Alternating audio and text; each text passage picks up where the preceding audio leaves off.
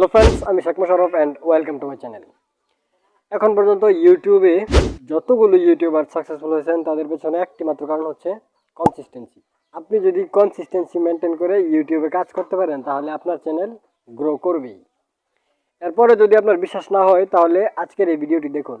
যখন কেউ নতুন একটি ইউটিউব চ্যানেল তৈরি করে তখন সেই চ্যানেলটিতে নেই কোনো ভিডিও, নেই কোনো সাবস্ক্রাইবার, নেই কোনো ভিউয়ার্স, নেই কোনো ইমপ্রেশন।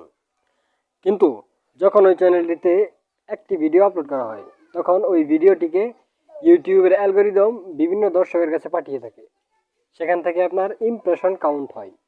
মানে প্রথম দিন যে আপনি ভিডিওটা আপলোড করবেন সেই ভিডিওকে হয়তো বা 15 থেকে 10 জন লোকের কাছে ইউটিউব নিজেই পাঠাবে, এবং দ্বিতীয় দিন যখন আপনি একই টাইমে আরেকটি ভিডিও আপলোড করবেন তখন ওই ভিডিওটাকে আরও অধিক দর্শকের কাছে ইউটিউব পাঠাবে। এভাবে যদি আপনি day by day video upload করে যেতে পারেন সঠিক টাইমে, তাহলে ইউটিউবের অ্যালগরিদম বুঝতে পারে যে এটা একটি চ্যানেল, এই চ্যানেলে ভিডিও আপলোড করা হইতেছে, এবং সে তার দায়িত্ব হিসেবে এই চ্যানেলটিকে সিরিয়াসলি নিয়ে সেই চ্যানেলের ভিডিওকে বিভিন্ন দর্শকের কাছে পাঠিয়ে থাকে। এভাবে আপনার চ্যানেলের ইমপ্রেশন বাড়তে থাকে। এখন এই ইমপ্রেশন তো আপনার বাড়তেছে, কিন্তু এরপরেও চ্যানেল গ্রো করতেছে না।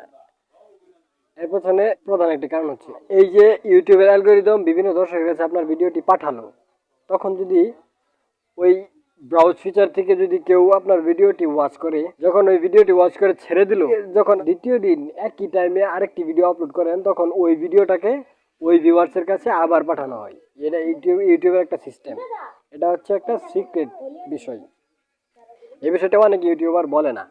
আসলে এভাবে যদি আপনি ডে বাই ডে প্রতিদিনই আপনি ভিডিও ইউটিউবে আপলোড করেন, যখন আপনার ভিডিও নতুন নতুন ভিউয়ার্সরা ওয়াচ করবে তখন কিন্তু নতুন নতুন ভিউয়ার্সরা যুক্ত হবে, এবং যখন ওই নতুন ভিউয়ার্সের কাছে আপনার ভিডিওর থাম্বনেল প্রতিদিনই চোখে পড়বে তখন কিন্তু তার সাথে আপনার একটা আন্ডারস্ট্যান্ডিং তৈরি হবে।